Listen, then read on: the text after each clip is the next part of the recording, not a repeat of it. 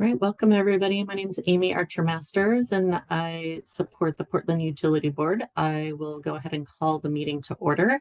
As I mentioned, we will be operating as a Portland Utility Board subcommittee meeting today due to being short of quorum, but we will work our way through the agenda items, and those who are missing have indicated that they will listen to the recording. Under Portland City Code and state law, the Portland Utility Board is holding this meeting electronically. Board members and relevant city staff are attending remotely, electronically, or by phone, and the city has made it available to the public to listen to the audio broadcast of this meeting.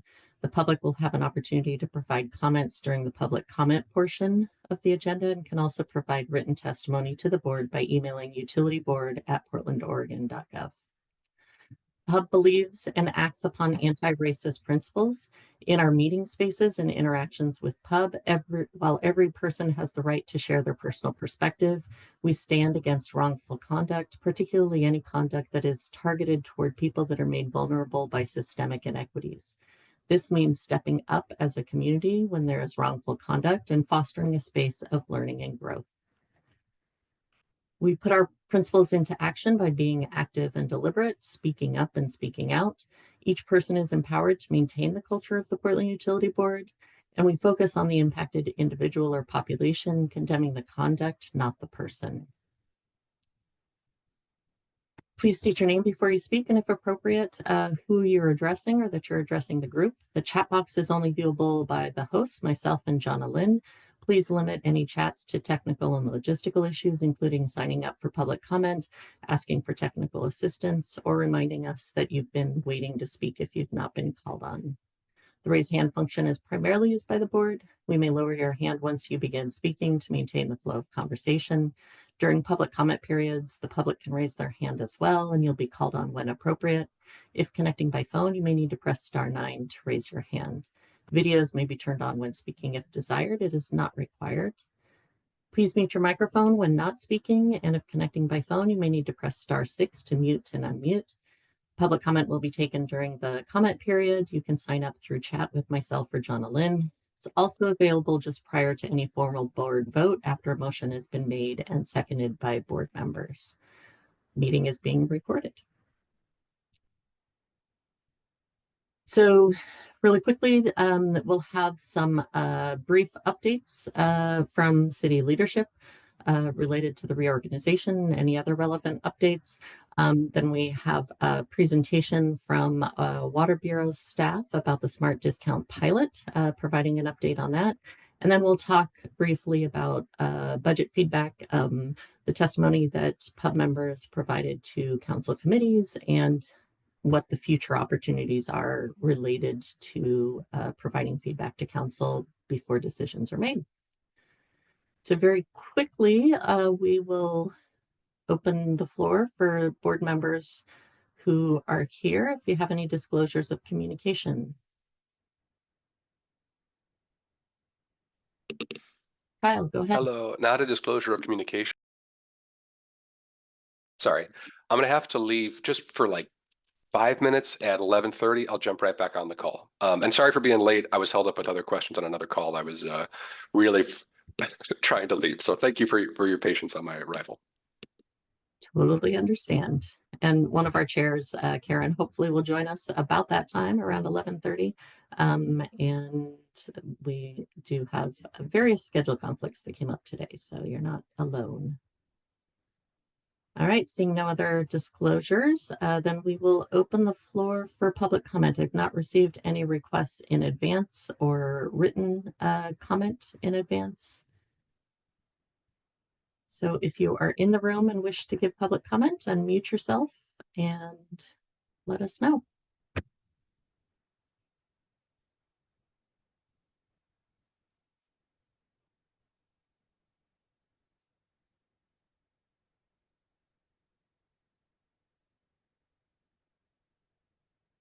All right.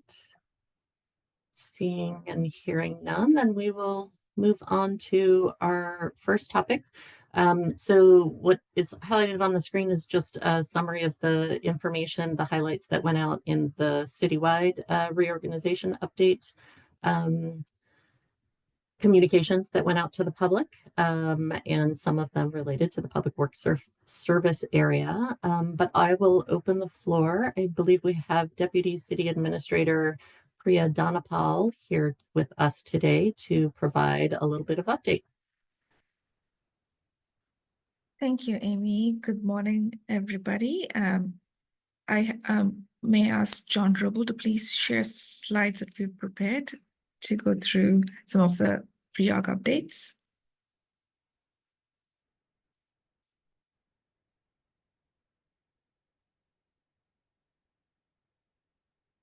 Great. Thank you. Thanks again to PUB for the opportunity to have me here today. My name is Priya Dhanapal. I use she, her pronouns, and I serve as the Deputy City Administrator for Public Works. And in this role, I oversee the Portland Water Bureau, the Bureau of Environmental Services, and the Portland Bureau of Transportation. I often say Public Works is the canvas of our city. It is a foundational layer, and the way we plan, fund, and manage our infrastructure has direct, lasting impacts on public health, livability, climate resilience, and economic opportunity.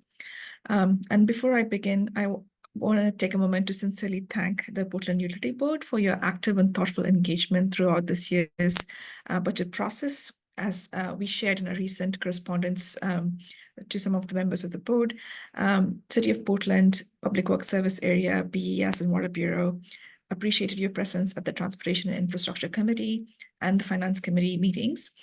You added meaningful perspective to the conversations around utility rates and services, and your insights and your commitment to equity, sustainability, and public accountability continue to shape how we deliver and communicate utility services across the city. So thank you again for your engagement, and thank you for the work that you do. Next slide, please. So as Amy mentioned, we are in a moment of real organizational transformation right now, and Mayor Wilson has asked us to build more coordinated learning organization, one that shares knowledge across service areas, raises standards, and delivers strong results for Portlanders. And this is the updated citywide organizational structure that will begin phased implementation beginning July 1. And specifically for the Public Works Service area, the changes that are relevant are the Portland Parks and Recreation Bureau and also the Vibrant Community Support Services team. They will join Public Works to better align our missions and streamline service delivery. At the same time, the city is realigning core business functions like communications, equity, engagement, HR, procurement, technology, and so on, to unify the citywide practices. So under the new model, teams from those functions will continue to work within the service area, but will have a direct reporting structure to the citywide practice leads. This ensures that there's subject matter depth, but also strong interbureau collaborations, clear lines of accountability, standardization of practices, better better gauging of performance metrics, and so on. So within Public Works, this structure sets up for greater integration, especially around capital project coordination through the unified CIP, and also shared business services support, which will be a new org unit that we will be creating for the support services that I mentioned earlier as well. Next slide, please.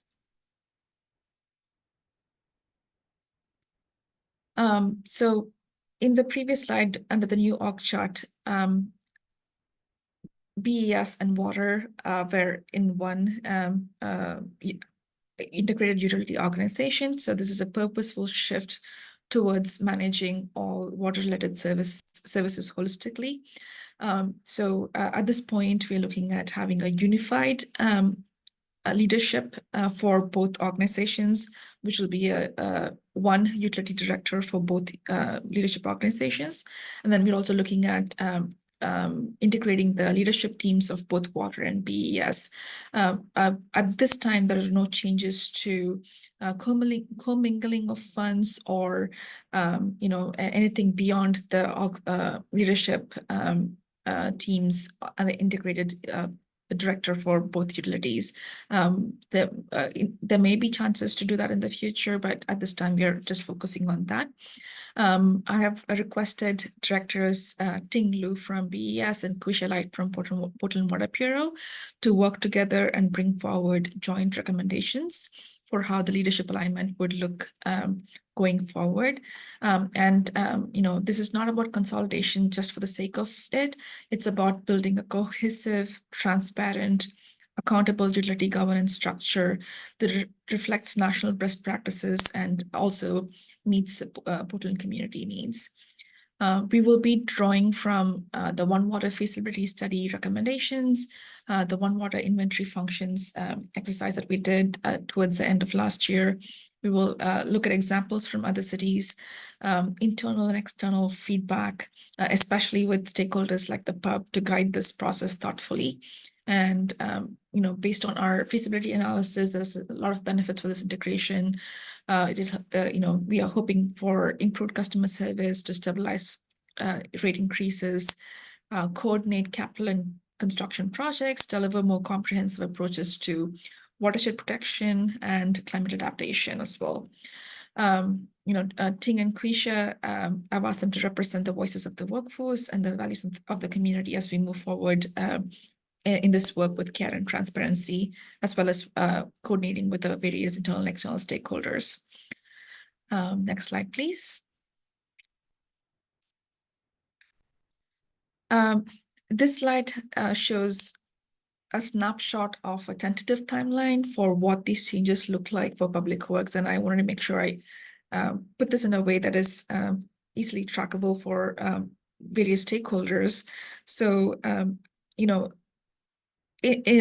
in May, we're still in the budget process. In May, the mayor will propose his budget, and in June, after deliberation, the council will adopt the fiscal year 25-26 budget. July 1 marks the formal transition of Portland Parks and Recreation and Vibrant Community Support Services into the Public Works Service area. So that is a fixed timeline, and that schedule is known, and we are preparing for that. In addition to that, between now through June, we are planning for the recruitment of the One Water director, with the onboarding of the One Water director or the director of the joint utility between towards the end of the year, late fall to the end of the year. We're also planning for a phased implementation or phased integration of the leadership of the two bureaus, Water and BES, and we're also planning for a phased implementation of citywide practices, which will the planning phase will happen through through summer and fall, and at this point, we are thinking the phased implementation will extend into 2026, but again, this timeline is subject to change. So I just wanted to share the information that we have at hand right now. These shifts lay the groundwork for more unified internal services and coordinated capital planning across the infrastructure bureaus. And I want to also say that we don't have all the answers yet, but we are committed to building this next phase together with our internal and external partners. And so with partnership with PUB and your continued engagement, we want to ensure Portland's utility systems are not just maintained, but modernized, integrated, and fully prepared to serve our current and future generations. I also want to thank you for your service and for your value-driven perspective that you continue to bring to this work. And I look forward to continuing this conversation with you in the months ahead as we continue to work on these transitions. And with that, I'll pause for any questions that you all have.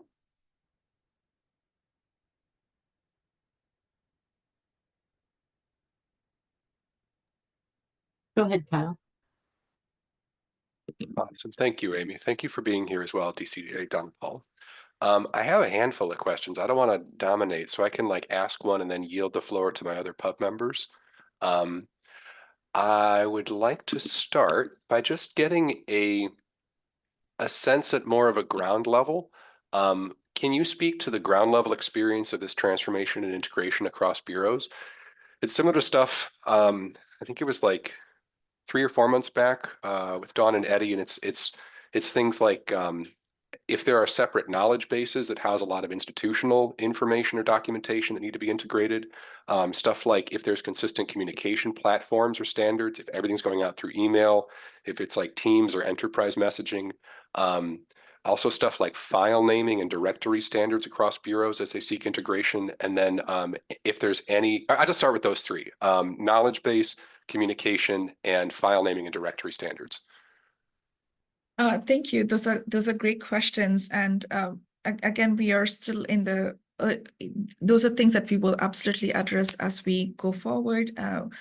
Directors Ting Lu and Quisha Light will work on a process for making sure, any ground level work like the ones that you mentioned, and organizational changes will also, the process for which will be thought through, and then we can come back and present to you at a future date on how we go about with the process integration for those things. At this point, we are in a very early phase of planning for those how that will take place. So over the next few months, we will definitely take that into account. Thank you. Is there anything else, Quisha or Ting, that you would like to augment from DCA Dhanapal's response, or that's pretty much in line with your expectations as well?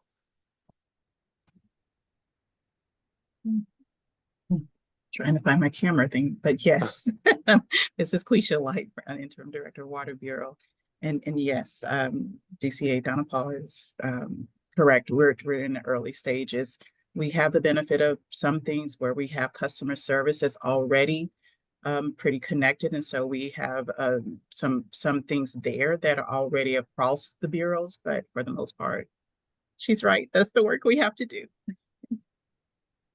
Cool.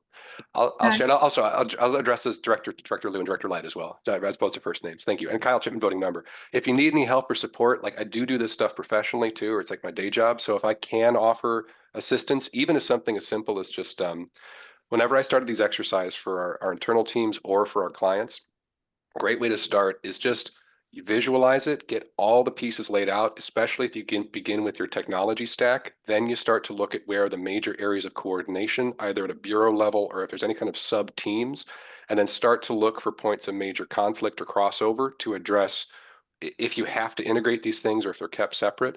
And then again, something really critical I'd recommend for file naming conventions, and actually I'd also offer to Amy or even the board.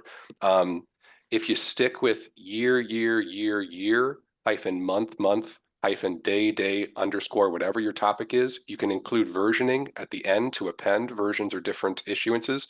But the nice thing about that the naming convention with year, 4-digit at date, as documents stack up, they'll always be in chronological order, and there's real clarity around what's issued when. So just simple stuff like that.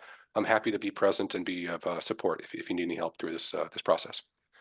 Those are great insights, and I appreciate you sharing that.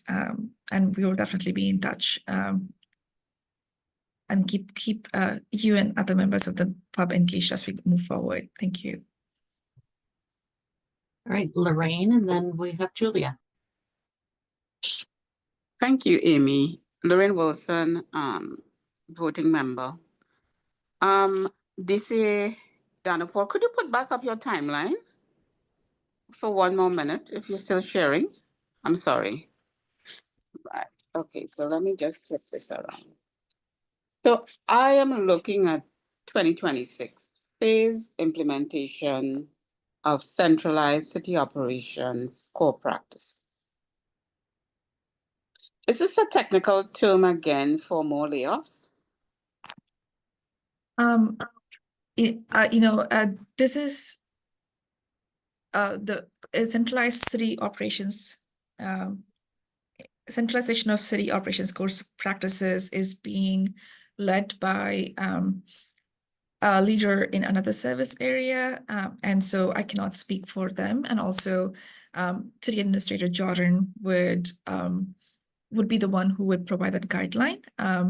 The things that are within my service area are the ones for the the ones that are shown in orange and green. So as and when we get more information from City Administrator Jordan or from City Operations, I'm happy to come back and report out. But at this time, I don't have information on whether that will include reductions, but it is possible that it is not purely meant as reductions. It is meant for better centralization of services, better knowledge sharing, standardizing of practices, and making sure we are tracking performance metrics and having better internal and external service. So that is the exercise that we're doing, and whether that results in force reduction, and if there's a direction to do so, I can come back and report that. Thanks. Because it seems like the city has been in flux for, this is going on what, into its second year of flux? When, you know, there was the preparation for the transition. And if you all recall, I said in the past that I was kind of concerned about the jockeying and positioning of people instead of creating the infrastructure for the transition. And here we are seeing that again, that whatever structure that was created is now going to be changed again, right?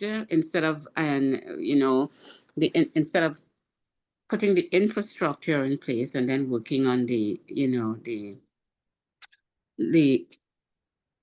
working on what the organization is going to look like.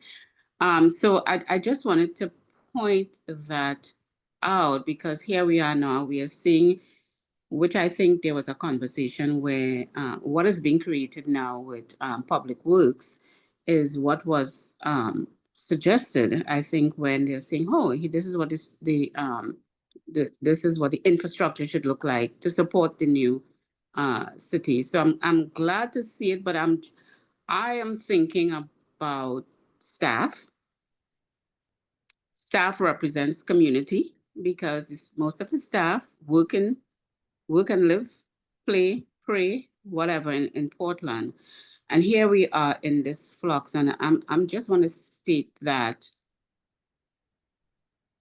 to bring that to the forefront. That at the end of the day, it's about people. And it's concerning that here we are going into a second and even a third year of uncertainty, which will impact individuals. So I just wanted to bring that up as we work to do the best. And I understand this is not me calling you out. I'm just stating what's happening.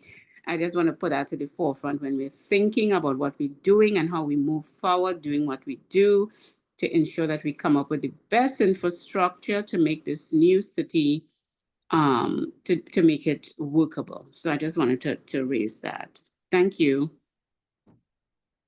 Thank you for your comments. I appreciate your concern for staff and share the same concern. I understand this is a lot of change happening, but I assure you, at this time, the city leaders are working in close coordination with each other and have that at the forefront of their minds as we are trying to implement, plan for and implement the changes in a transparent and thoughtful way.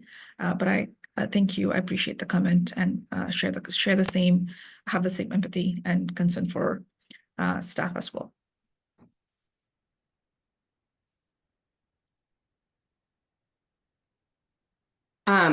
Should I jump in? Yeah, go ahead, Julia.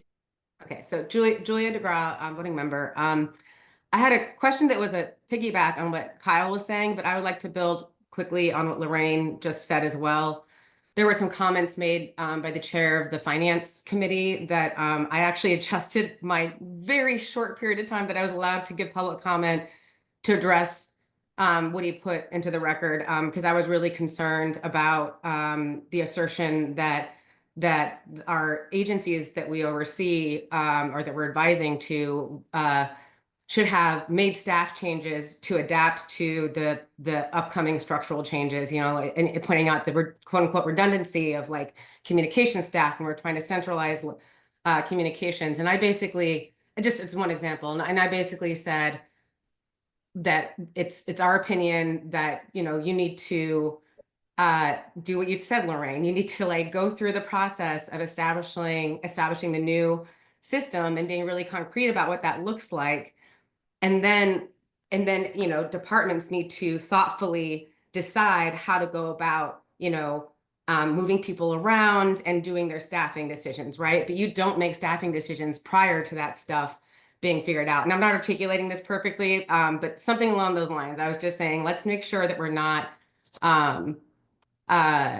making those staffing decisions before we actually have total clarity about what the new structure is going to be. So I completely agree. And I think we need to continue being clear about that and really elevating and valuing staff.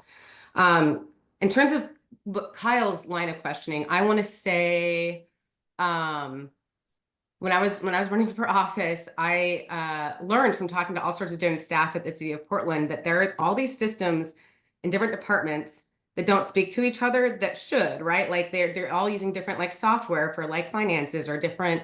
One agency is using Salesforce, and the other agency is using something else, and the assistants don't talk to each other. And if you need to share information across bureaus, it can be really arduous and difficult. And so on some level, I'm thinking it's very smart and good that we're trying to streamline systems, but I'm concerned about the fact that we're also in a cut phase budget-wise, and we're trying to create these efficiencies for like ultimately saving money over the long term. But I know from like my work in nonprofit and other places that getting a new like software system for an entire existing system and transitioning it over and making sure it can speak to other people's systems, like that stuff is really expensive. So I'm just kind of curious to know, are you anticipating the kind of support financially you need for this transition? Like I'm just, yeah, like, are those financial decisions going to be made once the solutions have been identified? But I just feel like if you identify solutions and there's not a budget for it, anyway, budget question on how we move forward. Thank you. Those are very insightful questions, and you're thinking the same things that we are thinking. You know, we are definitely, we will have to look, you know, there's opportunity for efficiency here. And take, for example, the One Water. Even before we want to work on integration of the utilities, we had to do the feasibility study that costs money. So we're expecting some amount of investment for long-term cost savings and better integration and efficiency in the way we do business. So there would be some, but again, how much are we willing to invest in? And those are decision points that will be discussed at a leadership scale and peer leadership scale, service area leadership scale, then flagged for city leadership. And then if it's significant amount enough that would need council approval, of course, it's going to go to council. And we flag it for city administrator and mayor. So we have a process in place where we will make sure that everybody's in the loop as we make those decisions. But absolutely, you are asking the questions that we are thinking about as well. And as we go forward, it depends on how much and what, and whether it's what the benefits outweigh the risk, and it will be on a case by case basis. And it is definitely like it's a common challenge across utilities, and we are starting to look into standardization of policies. But you're right, it does require some resource, and we will balance the priority as we go forward. I would just add real quick that I think that if we can be engaged as the pub in these decision points, especially if something seems important that it needs to happen, and it's going to cost some money and require council approval. I think early and often communication with the pub about why this matters and why it's in the public interest. What happens if we don't do it? Like all of those things. I feel like the same way that we showed up and, you know, saying, you know, in this unique case, we don't actually think it's the right thing to reduce rates when we're talking about being able to provide basic services and like maintenance that is necessary, right? And that we're not burdening future generations, right? So I think I just urge the city to lean on us as public advocates, if there's a case to be made. Sometimes like elected officials see an upfront price or just a price point at all and don't really think about like, okay, it's expensive now, but we save money later. I work in the environmental movement, right? And you know, a renewable energy transition is really expensive up front, but saves you money in the long haul, right? And it's just like, I just want to, you know, if we can be in the know about what's going on, we might be able to be helpful or fine tune it in some way. So that's my only addition and request. Thank you. Absolutely. We will keep you in the loop on any major or key policy or budget decisions with respect to the utilities for sure. And I also want to share that I really believe in this current form of government that we are in, and it gives us more opportunities for having a look into what's happening both vertically within our respective portfolios and horizontally. And then there's also, you know, the city administrator, or all of us and the mayor. And there's a lot of the way in which we operate is like in close collaboration with each other. And so there's we are in communication with what we're doing within our respective service areas that will affect the other service areas too. And so we are making those decisions thoughtfully, but I also understand the importance of engaging stakeholders early and often, and even you know, informing and engaging in decisions as we move forward. Perfect. Thank you. Kyle Chipman, voting member. I have two quick questions. Is there time, Amy? Do we move on? We are probably a little bit over. I want to make sure we have some time for the smart discount because I think Quisha, Director Quisha Light needs to leave at noon, but maybe let's take a few final questions, and then if there's anything outstanding, we can get that through me, and we can get in touch with DCA Donna Paul Cool. outside of the meeting. So yeah, go ahead. Tell you what, and you and I'll then even- Lorraine.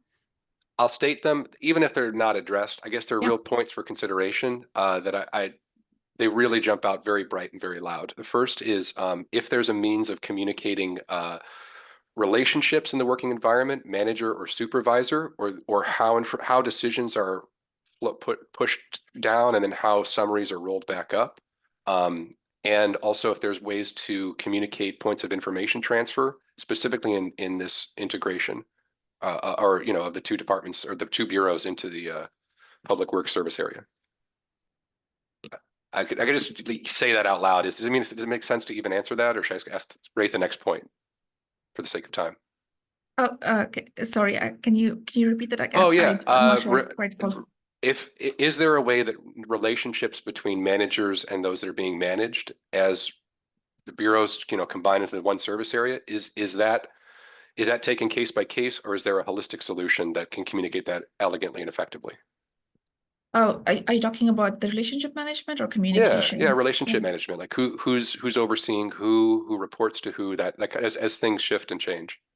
So all those things are yet to be determined, and at the core of it, communication is like really a key priority for me, and making sure that the affected group have input and say with the respective managers, and that is also going to be important. So we are going to design the process over the next few weeks, and maybe in a few weeks to months, we can come back to you and report to you on what the process is going to be.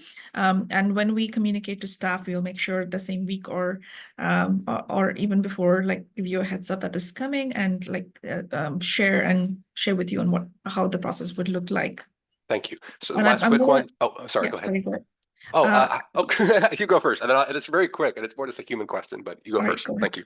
No, I just thank you. Those are I appreciate the concern, and we are thinking about the same thing. Cool. Last one I got, and it even applies to leadership on the call. How is everyone's work-life balance? Because there's a lot with all the tumult and the ongoing responsibilities of just making the systems work. Like, are people okay? Is it pretty intense right now for the team? It is definitely, I want to acknowledge it is an intense period, Yeah. more intense than typical, and we are reminding ourselves and my team to make sure they are focusing on a work-life balance and taking care of themselves. And Quisha, Director Light and Director Lou are also doing the same thing with their teams, and we're encouraging it across the organizations too, and showing that in every communication that we have, take care of each other, take care of yourself, and acknowledging the significant change that is happening right now. And it is a difficult transition, and I appreciate our staff's resilience and in providing continuity of services, especially the utilities. We are essential services. We need to keep going no Yes. matter what. And I really truly appreciate our staff to they always rise to the challenge. And but we remind everybody, and if anybody's watching this, which a lot of people are interested in pub. Again, I'm going to use this opportunity to remind them, take care of yourself and take care of each other. This is a significant period of change, so make sure you're doing that. Thank you. I have the same chronic challenge, overextending beyond limitations and then getting sick. And then the recovery time is in many ways more expensive than what it would have been to live in balance to start. So just a human question, Absolutely. and please prioritize for everyone. Thank you for all on the Thank call. you. All right, Lorraine, we'll move to you for the final question and close out this conversation. Thanks, Amy. Lauren Wilson, voting pub member. DCA Dan Paul, I was just reflecting on what Julia said earlier about silos. I worked at the city and I know how efficient the silo system was. Now with the creation of the DCA, how is that being taken into consideration that the city is just not creating now bigger silos? We are definitely moving away from the siloed form of working. There's, an example is like if if there's a project or something that is not moving forward because of, we have the DCAs who are able to coordinate quickly, and we're pretty responsive in making sure we're removing bottlenecks. And then also we are focusing on enhanced collaboration between the bureaus as well. And Water and BES they've always had a very good collaborative relationship, and there's more intentional collaboration right now with the org changes and also the focus on the One Water framework. So all of that is with intention and moving towards better service delivery, and also helping with the fiscal situation as well. So there's that's constantly in our minds as we move forward and plan for the transition, plan for the work structure, plan for service delivery. So that is definitely in our mind too. Moving away from siloed and having enhanced collaboration, making sure that people are at the table when decisions and discussion are made.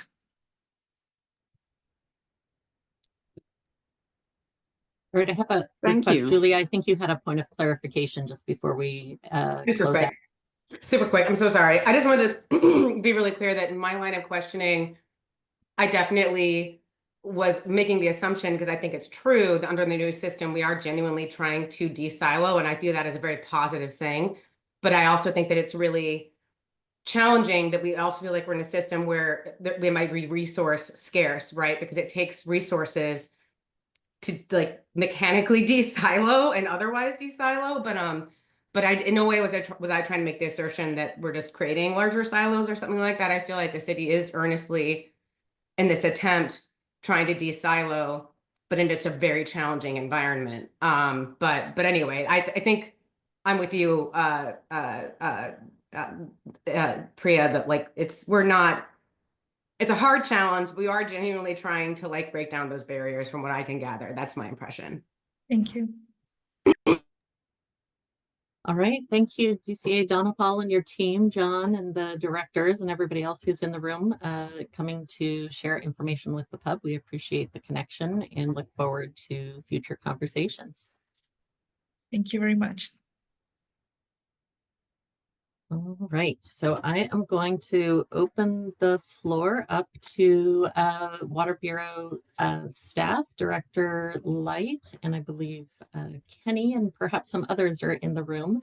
We'll pass the floor to you. I know that we are limited on time, but hopefully have about 15 to 20 minutes to get through what we can. We will move through it here. Good morning to pub members. My name is Quisha Light. I am the current interim director of the Portland Water Bureau. And I am here with Kenny Scott, our financial assistance manager. And also we have on the call Becky Anaker, who is the interim director of customer service.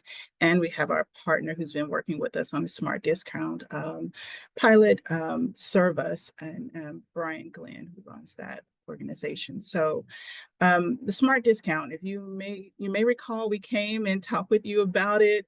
And this was this program that we've been working on is pretty innovative. It was built from an idea around, can we use economics and machine learning to get at a more equitable and efficient way of distributing our bill discounts? Because some of the things that we were noticing is that we were having a lot of people say they didn't know about the discount program, although we were increasing our efforts around engagement and outreach, putting it everywhere on everything. People didn't know about it, but we were also hearing things where people didn't trust giving their information over, didn't think they necessarily qualified, so they were already self-selecting themselves out of the assistance program. And just numerous issues. And I mean, even just sometimes, and we've known in the past, we've had just some of that internal bias that can happen when people are reviewing applications. And so we wanted to see if we could figure out, using machine learning, supervised machine learning specifically, could we use that to distribute our discounts more equitably and come to understand our customers' ability and willingness to pay better, be able to allow the money that we set aside for financial assistance to go to more people, and then allowing us to see if there's a difference between offering a percentage-based discount versus a flat rate discount. Because what we also saw was that our flat rate discount benefited those, if you were a single person, that flat rate discount benefited you more than it was benefiting a family of 4. So how could we ensure that people were getting what they needed and that the discount was being distributed appropriately? And ultimately, could we have an impact on rates in a more positive way too? And so that's where we started and what we were trying to do with this program. Next slide. And I won't go through all of these for the sake of time, but there were several questions that we asked ourselves and things that we wanted to try to answer as we went along, from understanding of, how accurate and reliable is the machine learning algorithm that would be built? And, will the program help reduce the disparities in access to affordable water and sewer services? Are our customers satisfied with what we're doing and with the offerings and with the discounts being presented to them? Next slide. So, and you all will receive these and you can look at some of the other questions to see the things that we were trying to answer. So, what would be the impact on cash flow? Could we see better payment behaviors from customers who had not been paying their bill, particularly coming out of COVID? Because that was another big factor for us. Coming out of COVID, you may remember, we had a lot of debt. People had just gotten out of the habit of paying their bill because we had gone almost 3 years not doing any type of shutoffs or having anything else there that to necessarily encourage that payment, because we had several people that would tell us, well, you weren't asking and I knew you weren't shutting off, so I wasn't paying. So the program was also built around the idea, could we get some of those people who their bill had built up so high that they just had said, they were like, I just can't pay it now, I'm stuck. And so people without water, because the bill was just so high that they could not even, they weren't in a mode where they wanted to call in. They didn't think they could get a payment plan that would work for them, that they could hold to, because we saw so many people getting a payment plan and failing, getting on, it's just constant revolving door around the payment plan. So there were a lot of questions that we had coming into this, and we wanted more data to help us understand our customer base better. And somewhat to, not even just understand the things that we thought. We wanted more data to help us prove that, yes, that is the case. So we could start to figure out how do we solve for those things. Next slide. And so we entered into the Smart Discount Program with Service, working with Service and the University of Chicago and folks at the Government Finance Officers Association. And we were in this multi-phase program. And we just came out of the first phase, which basically ran from about November to until around the end of March. And that involved roughly 20,000 randomly chosen customers.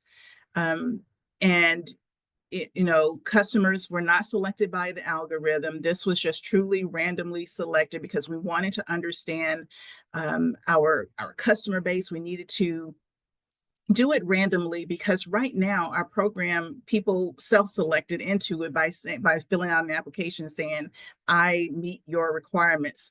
And we wanted to try to get those that sometimes are just a little bit overqualified to understand their payment behaviors and understand their ability to pay. Because we have a lot of folks that are just $10, $100 over the threshold, and so they don't qualify for the program.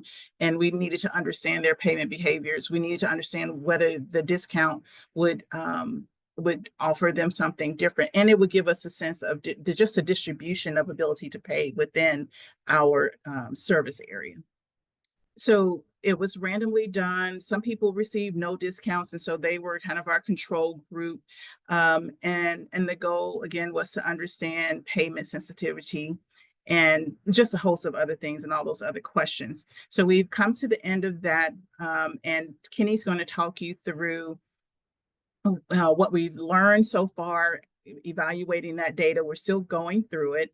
And he's also going to talk you through where we're going with RCT2, or the Randomized Controlled Trial 2, and where we are as we think about moving into the full implementation and what that would mean and what we would need to see. I do want to just say, before I turn it over to him, that this, for our group, for our Bureau for Customer Service particularly, we've never really done anything like this. Pilot something truly innovative, trying to think outside the box at how we can get at some of these really serious affordability issues and challenges that not just Portland is facing, but a lot of cities and a lot of utilities are facing these challenges around affordability. And even with the challenges that we face, this program and our financial assistance program is something I am very proud of when it comes to Portland and the work that we do, because we have invested so much more than many cities. We have, our team does good work. They're out there trying to, doing the outreach, working with customers one-on-one, doing everything that we can to try to keep people in water. And so I'm just really proud of the great work that they have been doing, they are doing when it comes to this particular program, because it has stretched our systems, it has stretched our people and our thinking, it has really tested us. So we appreciate you and your questions, and I'm going to turn it over to Kenny now. Thanks, Felicia. Hey everyone, my name is Kenny Scott. I'm the Financial Assistance Program Manager here at the Water Bureaus. Nice to be here today. I'm going to go over a few of the key findings that we've had so far from the first phase of our randomized control test or trial. These are all preliminary findings, but they are findings that we found pretty interesting and encouraging. So one of the first that we did find is 56% of our unpaid debt does come from households above the mean tested cap. And when I say mean tested cap, I mean above our MFI, or median family income indicator, which shows us that this is not just a low income problem that we're dealing with. We are seeing families that are low to moderate income that are having an issue with paying their utility bills. We've also seen that long-term shutoff customers paid for the first time after receiving one of these discounts. And I'll show you a few examples of that in a second here. We did see that payment behaviors change for customers that were denied for our traditional low-income program due to being just a little bit over the cap that we allow for our current program. We did see some payment behaviors change with those folks, which was great. And we did have an opt-out service for customers that did not want to participate in this program. 20% of those requesting opt-out believe they did not deserve a discount. They felt like, because this was random, so we didn't look at their income, and they felt like, hey, we make too much, we don't want a discount. And we allowed them to opt out, but we only had about 60 requests total for customers that were asking to opt out of the program. Next slide, please. So this is one of our bills, the customer that was selected for a discount. So this customer had it's essentially a COVID bill, what Quisha was speaking to earlier. They had a very large balance, about a $4,700 balance on their water bill. They had been shut off since 2019 because they weren't able to make a payment big enough to have their water services restored. And they also weren't able to sustain a payment arrangement that they had made in the past, okay? So what we did was, with this program, is we discounted down their bill, and they were only responsible for having to pay that bill, okay? So we gave them a discount, a 40% discount on that bill, and we only held them to having to pay $171, okay? That enticed them to make that payment because they weren't strapped down by the $4,800 back payment, all that COVID debt that they had, and were able to have their water restored and to actually make a payment arrangement that's a lot more manageable. Can we go to the next customer, please? And so we had another customer, same situation. They had a $2,200 back bill. They had been off for a while. They weren't able to pay that bill. They received a smart discount where it only held them accountable for that current bill. They were able to make payment to restore service and also to establish a payment arrangement that's more manageable. And so it's showing us a few things here, is that old debt sometimes is holding customers back from making a payment on their bill because it's so large. It's something that they can't, other than they want to have their water on, is preventing them from mentally being able to make that payment. Also physically too, because that is a large payment. But these payment arrangements that we're having to set for these customers are just unmanageable sometimes. Next slide, please. Okay, so this is some internal impact that we've had up to date. So as it stands of right now, we've given, or we have maintained about $2.75 million in smart discounts for this period of time. And just to give you a comparison, in our LINK program, our regular financial assistance program, in the same period of time last year, we established, or we gave $2.8 million in discounts. So it's not too far off there. We have seen increased engagement from previously inactive accounts, folks calling in to see what kind of payment arrangement they can make, how can they make their accounts whole again, which is positive. And then we've also seen a few indicators of reduced arrears and improved collections due to incentive discounts. Next slide, please. Okay, so this is the plan for the next phase. We're going to start the RC2 around July 21st, and that's going to complete in the first week of November. We're going to use the algorithm to actually establish discounts in this round. So the first round was random. This one, we will actually use the trained algorithm for discounts. The goal for that is we also want to test the accuracy and model of operational readiness to make sure that our system is going to be able to handle the dynamic discounts that are going to be out. Next slide, please. And I do want to talk about our customer review process, because there will be some customers that will get a discount that may be smaller than what they're getting in our current program. There's going to be a few things that we're going to do to make sure that customers aren't affected to a point where they're going to be shut off or something like that. We're going to receive the accounts that are selected first here at the Water Bureau. We'll go ahead and review those accounts, make sure that the accounts that there's no biases in the accounts. Make sure that the accounts aren't, for instance, honored citizen accounts that are on financial assistance, to make sure that they're not getting a discount that's smaller than they're able to handle. Staff is going to check for equity and accuracy there. Customers are going to be able to appeal by a survey. And so if they feel like they should have a discount that is larger or that we're missing something, they'll be able to fill out a survey to give us some more information to their circumstances. And those factors may be considered to adjust the discount. Next slide, please. And then after we are done with RCT2, we will pause so that we can analyze to see if this is something that we can implement going further. Some of the things that we're going to look at is the potential cost of the program. Like I said earlier, we're tracking that. We want to ensure the system flexibility for these the dynamic discounts. Sorry about that. We want to make sure that our computer systems are able to do what's needed, because these discounts will be able to fluctuate depending on what's happening with the customer. If they lose their job, for instance, or something like that, we should be able to get them a larger discount going forward. We're going to analyze how were the trials received by our customers. That will be a factor. And then we'll also see how does the algorithm discount affect our most vulnerable population, which was something that we're the most concerned with. And that's it. If we have any questions, I'd like to open it up.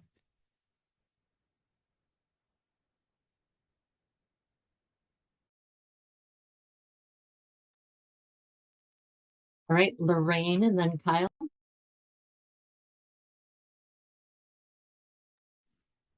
Hi, Lorraine Wilson, voting member. I just want to acknowledge the kind of intentionality that I'm seeing that over the last, I think, year or so, Director Light has provided us as a board to learn the customer, take the time to invest in learning our customer. So by learning our customer, we will understand their needs and thereby be able to serve our customers and our residents. And I just wanted to acknowledge that, because if I remember correctly, I have been on this board, I think, before Director Light started working at the Water Bureau. And the type of information that I've received to understand this whole system and process about how we go about providing relief for customers has been crystallized in my mind. And I just wanted to acknowledge that today. So thank you all. Thank you all for your intentionality and the way that you are investing and putting time into learning who we serve. Thank you. We appreciate that very much. Kyle Chipman, voting member. That's super cool. That was in the spirit of my thinking as well. The words intention and methodological, that this is a very precise and there's great methodology applied. So thank you all very much as well. I'm sorry if I missed this in the beginning of your remarks or opening statements. Is there precedent for this approach in other municipalities? Oh, that's so cool. So is there also, as you become a vanguard for how you can, and the most exciting part of this is that it's using a data-driven approach to shift behaviors, to reactivate people as ratepayers rather than burdening them into inaction and kind of paralyzing them through debt. So that's so exciting. And as this whole One Water initiative takes root, like that, there is opportunity to promote this, to broadcast it, and then also to showcase Portland as thought leaders in how to change behaviors for those most vulnerable people. Is that part of the strategy here? Yes. That's so yes, tight. That's so tight. yes. Congratulations. That's so Thank exciting you. too, especially for all the burdens, like just, the strains that we're talking about and the finances of the city, that this is still really taking front of mind. Thank you and congratulations. Thank I you. have one point. If you do give this presentation to others, on this last slide, affect should be A with, I believe, correct? How does the algorithm Yes. discount off a Yes. So that's all. It's just like if this is given to future people. No, thank you for that. I appreciate it. It For should sure. be that. I saw it and it's like, Hey, cool. Just all right. Thank you very much. All right, Karen and then Julia. Thank you, Director Light and Penny. and to all the staff who have been working on this brilliant work, brilliant program. So I just want to echo the thanks from my colleagues. My question is around, and it's not on this slide, but Kenny Scott, one of your slides said reviewing the outcomes for equity and accuracy. And I wondered, could you say more about what an accuracy review looks like? What are you looking for there? Absolutely. One of the things, and I think the one that stands out the most when we speak about that are making sure that we are looking at accounts that aren't vacant, accounts that aren't that there's actually someone in the home using the water, right? Because we do have a population that moves from place to place because Portland is expensive. And so folks aren't living in a place for 3-4 years. They may be there and then move. But if we give a discount, then we're not discounting the customer that we're targeting. So we want to make sure that things like vacancy and that it's a single family residence, those sort of things.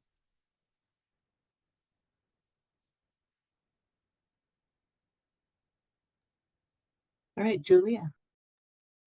Yeah, Julia DeGraw, voting member. I'm gonna maybe get a little bit personal here, but I'm just gonna. I feel like it's worth bringing up in the broader space.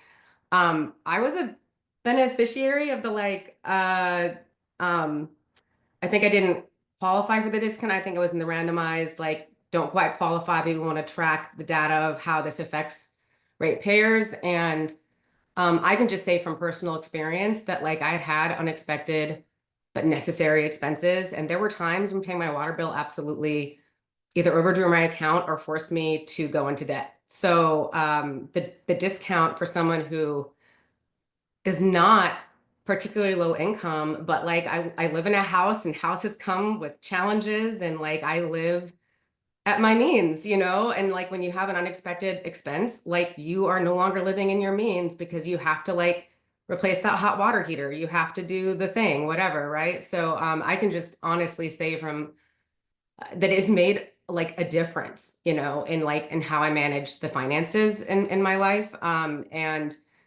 that discount going away is going to be something I will have to adjust for and plan for. But I just and I'm just all I'm saying is as somebody who kind of is on the cusp of qualifying or above qualifying, it's I can only imagine how impactful this is for people that really, really need it. So I didn't have any. So anyway, I just wanted to put that out there that it was literally, it affected my life in a good way and in a noticeable way. It wasn't this insignificant little thing. It was something that genuinely helped me manage the cash flow month to month. So just wanted to kind of add that anecdotal evidence to your broad data set. I appreciate that so Thank much, Julia, because it is those are the things that I love to hear. And like I said, this is why this program, I'm really proud of the work that we do as an organization. And this pilot has tested our team. It's been tough, but I'm so glad that we have made it to just this point. And it's a tough one, but we have to start thinking outside the box to deal with some really challenging issues when it comes to affordability, because it's not cut and dry. People want it. Everyone wants to say, if you make this, then certainly you can pay your bills. If you make $100,000, you can certainly pay your bills. And if you got a big family, $100,000 in an expensive place like Portland may not necessarily mean what it means to $100,000 in Tennessee. So thank you all for your support.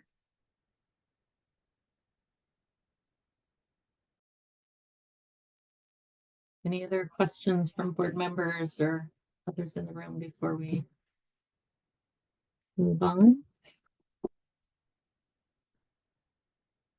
All right, well, thank you, Director Light and Kenny, and also Becky, who is in the room in case there were questions as well. Thank you all for the presentation. Oh, and I see Karen raised her hand briefly, so let me make sure that there's not one closing question before I close No, us out? that's okay. I realized what time it was and I put it down. That's fine. Thank you. Okay. I know that Director Light needed to drop off, but if there are any final questions for Kenny or Becky, they are here. If there are any final questions, we can squeeze one more in, Karen, before we move on to budget stuff. Okay, I will ask in that case. Thank you. Are there any, so in the people that will be included in phase 2, are there any multi-family payers? I can't quite think of the word, but are these all single family households, or is there a way to bring in the I guess landlords, thank you, that are paying the bills for their entire building? Yeah, right now it will just be single family. It'll have to operate the way that our current program operates. So it's all single family. We are still managing the RAMP program as well, which is the multifamily, but as it stands now, not yet. Okay, thank you.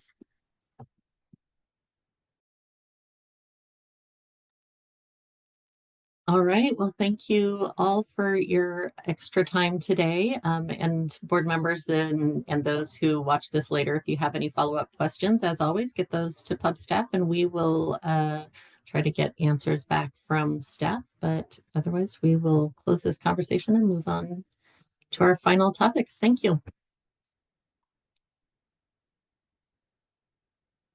Let me just get the presentation back up.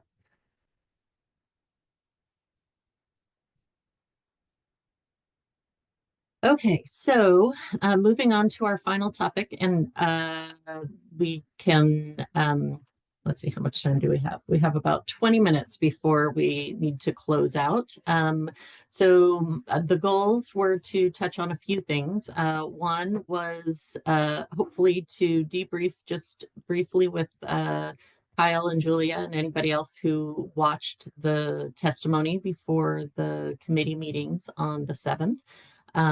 Just about how the experience was, any lessons learned, and hopefully through this conversation start to lead into the what those next steps are or any areas of focus as we move forward. So I'd like to give just a little bit of time first to those who took the full day on the 7th to make space for the testimony and did a fabulous job both in preparing, providing, and adjusting their testimony in response to some of what took place in the meeting. So Kyle and Julia, the floor is yours briefly.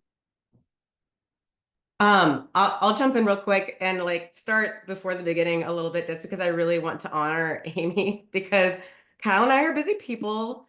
And I think there was a late Sunday evening text frenzy with Amy of trying to herd the cats at getting Kyle and me, lined up and ready to go. And we did. We stepped right up. Kyle and I had a quick check-in that morning, but I just really want to appreciate you, Amy, for dealing with what I think were difficult commissioners. We appreciate you.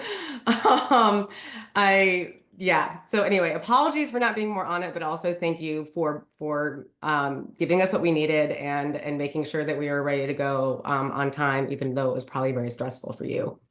I also want to say at the end of the process that we got a really lovely thank you letter from Director Donna Paul that was to Kyle and myself, that was very thoughtful and I deeply appreciate it. I think that she's very aware of the fact that we as an entity feel kind of undervalued and unheard for a long time. And I think she's trying, I received the message loud and clear that it feels like she is trying to make sure that we are, that gets alleviated moving forward. I'm leaning into that spirit because that's what I feel like I'm getting from that really kind feedback. So because that's above and beyond. And I think part of the reason why so much appreciation was expressed from her is that especially the first testimony we had in front of the committee, the transportation committee, it was a really important discussion that needed to happen. I will say the order kind of got wonky, and we didn't get to speak until after there kind of been a discussion with the committee members. And the committee members clearly had done their homework and listened to the presentation from staff. And Commissioner, I think it was Mitch Green, was very clear that while generally I would not want to raise rates, it feels like for future generations and future impact that it probably is not wise or prudent at this point in time to lower rates because of we don't want to have a reduction of services or burden future generations. I mean, those may not have been his exact words, but he was like in alignment with where we were coming from, and the discussion was kind of in that flavor. But Kyle and I were able to come in with our formal statements, really affirming and saying, you know, hey, that's also our recommendation. We're in alignment on like the core idea of how to move forward. And then Kyle did a really fantastic job of bringing up some additional points that were important in the process that were part of our official agreed upon, you know, comments that were driven by what was in our letter. So, yeah, I feel like it was heartening to see how that conversation happened. And it was nice to be able to kind of be an affirming voice representing the public in that conversation. And then it proceeded to have a really positive outcome in terms of the finance committee getting a good recommendation from Commissioner Green from that committee. And then we had at the very 11th hour, like just, you know, after the meeting was supposed to end, I think Kyle and I got very short public comment opportunity. And I, because of some concerning statements made by the chair of the finance committee, I kind of threw my comments out the window and just responded to the immediate concern in my mind for clarifying the record on a specific issue. But I think we ended up with a positive outcome because of our letter and because of our ability to show up in that space, and it was openly appreciated. So I think that's and I think it's also heartening about what it might be like to work with this commission moving forward. And then I promise I'll stop after this. The only other point I wanted to make was there was a good amount of enthusiasm and engagement and curiosity on the transportation and development or whatever committee. And it made me realize, like, I just wanted to ask on the spot, hey, does one of you want to be a liaison for the pub? So I think we didn't need to draft some like follow-up communication either to the full council or to that committee, saying we really appreciated that discussion at the last meeting. We're really interested in having a liaison on the council to make sure that, you know, there's more of a direct connection between the pub and city council. Would one of you be interested? Kind of like closing the loop on that. But anyway, overall, I think it was really positive, and I think it is a sign that this new form of government, though, you know, setting up is going to be messy and challenging, to me is doing what I was hoping it would do, which is better center the needs of everyday Portlanders. Oh, well said, Julia. That's all on point. I'll just the pieces that I do want to resonate and amplify, again, specifically around Amy and Jonah's preparation. The talking points were strong and crafted from our group consensus and communication. And again, like as I was traveling, I actually missed the email, and so the text thread it was just very, very the patience and diligence of our staff representatives is echoed in the experience of giving testimony. So big appreciation to Amy and Jonah for their just diligence and professionalism and courtesy. The experience of the testimony itself, if you are going to give testimony in a way that I was kind of freaked out being a neophyte, it's not about that. It's not like they're going to try and give a gotcha moment to launch technical questions your way. It became interesting because it feels like there's a clarity around the role of that I'm experiencing of pub, in addition to our core mission of being advocates for community. It's also interesting to see how these meetings become a kind of staging ground for public presentation of major bureau policies or ideas or efforts that then can be formalized and presented in a more official capacity to city council. And also as we give testimony, as the council was already achieving consensus based on Prashad and Cecilia and DCA Donna Paul and all these folks' presentations that we received, Julia and my being there helped to strengthen the city council's resolve that this is not just about the kind of wheels of bureaucracy turning, but there's also we are representatives of public engagement, and our consensus in these meetings is carrying forth to the decisions that are being seen through in council. So that was, it's another realm of how our voices can matter in these efforts. If you are going to give testimony, definitely just block your whole day out, because you can try to anticipate timing, but you're at. First meeting was run very cleanly. Second meeting, the recommendations that I already shared with Amy are, even in the way that the council members deliberated, they basically ran through all topics and presentations and then saved all discussion and decision-making in the end. And that's like strange, because you can't actually remember what was presented to effectively communicate. And then our public comment was also just slammed into the end as well. So it's just the way that was run. And yeah, it was really empowering, especially as there's a lot of disempowerment and disenfranchisement of inalienable rights to the citizenry in this national moment, which is terrifying. And I say that in a public forum proudly as an American citizen. This is a very frightening moment. It is empowering to give testimony and stand up for our fellow citizens in a public forum. So thank you for the opportunity, and I embrace it fully. Thank you.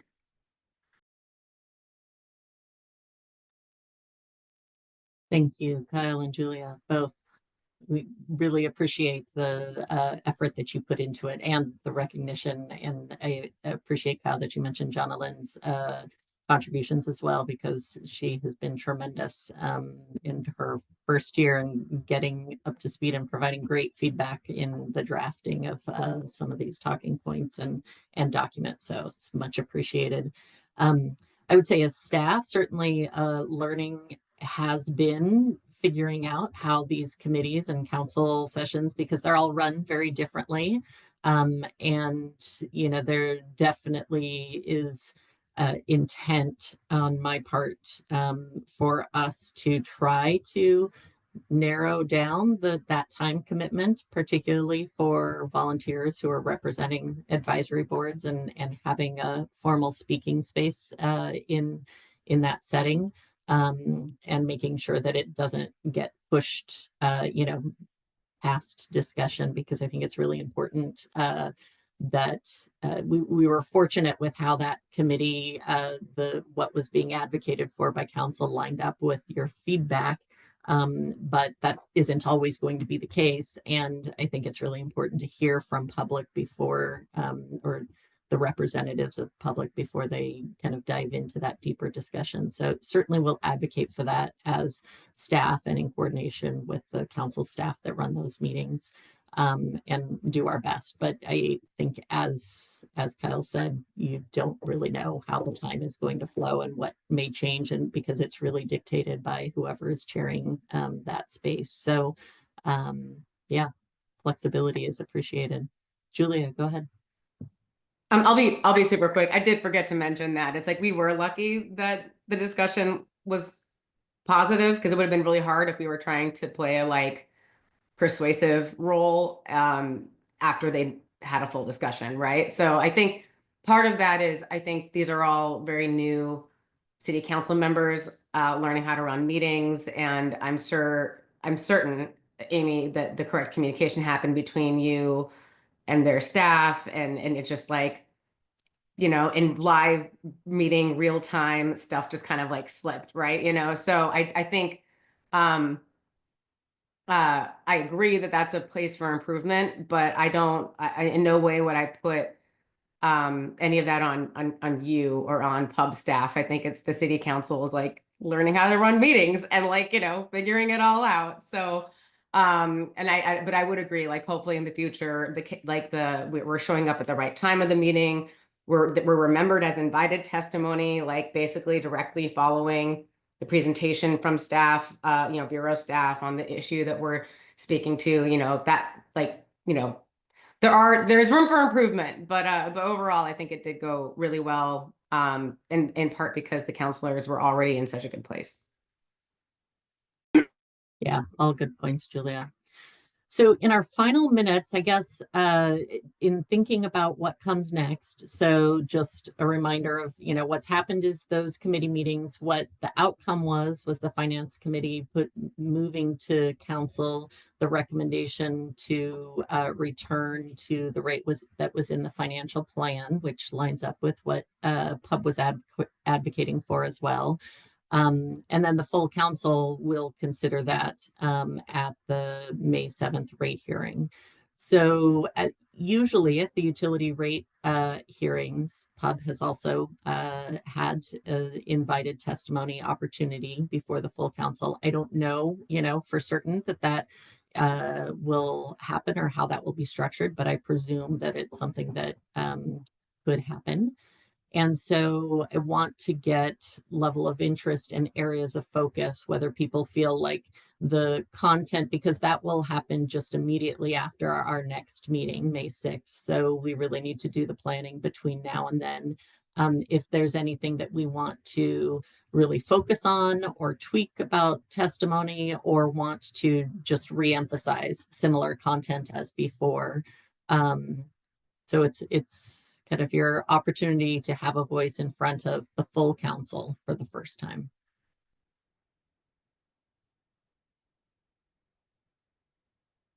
And that is May 7th. We do not know the specifics of the timing yet. Once we do, we certainly will share that out. And as I said, try to pin down, where it's happening in that day. A lot is happening in that day. And other things are happening between now and then. They're having a number of their budget work sessions. The first one was yesterday, late afternoon, on public safety, and more will happen in the coming week. So that might inform some of what we want to talk about as well, but just want to do some planning in the interim. Kyle, and then Julia. Yeah, it feels like it would behoove us to speak in a similar role to support the statements being made if the Bureau leadership is presenting formally in front of the council. So if so, I think it would, again, it's just strengthening the hand of the arguments being made. I have a kind of a side question, which I can't remember the exact timing, but there was that open statement or the land use for the Bull Run. There was the LUBA, right? Wasn't there some open public statement opportunity that's already passed, right? That was earlier this week or late last week. Yesterday. Yesterday How- was the remand hearing, and That's I right. don't have an update yet on. I tried to find it because I wasn't available during the time that it was happening to watch it live, and I can't find the posting Yeah. of it. So, but I'll follow up, and as soon as we have more information, I'll let you know. At a gut level, I think yes, in support of Bureau leadership to strengthen their arguments, it almost feels like trying to get out in the public and just like, hey, just in a good faith way, the longer this thing doesn't get built, the heavier the burden is for everybody. That messaging feels also valuable to get out in public statement in some way. And then that's my position. There might be details I'm overlooking that are actually complicate that stance, but at a kind of macro level, it's like this thing is getting built regardless. And the harder you push, it just weighs everybody down. And it's going to people will lose their jobs, service will get worse, infrastructure will crumble, et cetera. Like that at a gut level, I feel like what could happen if there's continued construction delay. I don't know. That's my position right now. Thank you. Thank you, Kyle. Julia, and then I was just going to say that I looked at my calendar for May 7th, and I don't know how, and I'm kind of worried that I'm missing something, but I don't have any meetings that day. So I'm happy to be a presenter again, because I can be really flexible. I could even probably be in person, although it's a lot harder to work as you're waiting when you're in person. So, but anyway, I'm happy to volunteer for May 7th. excellent, much appreciated. Thank you, Julia. And we may be able to create some space that makes it easier to work in the interim, particularly if we can't pin down the specifics of the timing. Karen. First of all, Julia and Kyle, you were both outstanding, and thank you. The testimony was just gripping, and you yeah, I was very, very proud and it was effective. So yay team. For perhaps refinement, something we might want to think about for our testimony at the May 7th rate hearing is, or consider, do we perhaps want to put a finer point on the SDC? I won't call it a disagreement, but I'm thinking about Councillor Green's response and his justification for why he would still support I guess holding steady or lowering or freezing the lowered SDC rates for housing. And it didn't, we didn't really have an opportunity to respond after that and say, well, yeah, we agree with that. But do we want to maybe put a finer point on the conditions that we, think that it may not be justified, and we said that in our written letter that, if it's for affordable housing, absolutely, right? But if if it's not, is there an opportunity to reconsider whether that's justified or not? So that was the only thing I can, off the top of my head, I can think of that we might want to say in a different way or emphasize or kind of circle back around and address a couple of the things that Councillor Green said, either, in agreement or additional feedback that we have on that topic. That's helpful. Thank you, Karen. And we are coming right up on 12:30, so I will take Kyle, and then I will work on kind of drafting or redrafting language and the timing and get information out to pub members and particularly to those who weren't able to join us today, but certainly send any additional feedback to me and I'll try to incorporate it, because we will have that final meeting where we can kind of touch base and make sure that it reflects what was intended. Kyle, go ahead.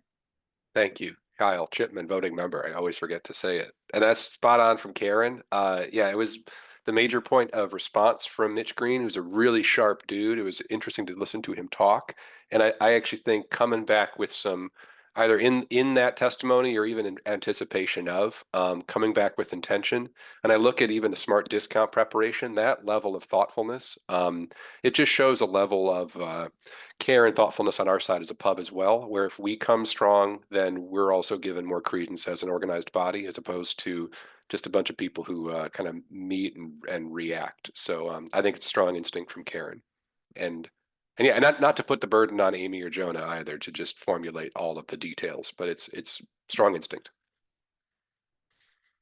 Sounds good. We will see what we can pull together for that piece, and welcome any feedback in the interim as we hone it before the meeting. So with that, we will not do minutes. I don't think that there is anything that is urgent or time critical. So just a reminder that we have the May 6th. They'll be the day before that May 7th hearing. So we will touch base just briefly about that, and then hopefully figure out what the right next project update or topic will be. But certainly get us feedback in between meetings if there are priorities or time-sensitive issues that need to be raised. But hopefully we'll have something either about filtration or Tryon Creek or one of the others at the upcoming meeting. Anything else for the good of the group before we officially call it to a close? All right, we'll consider the meeting adjourned. Thank you, everybody. Thanks. Thank you, Amy. Everyone. Bye.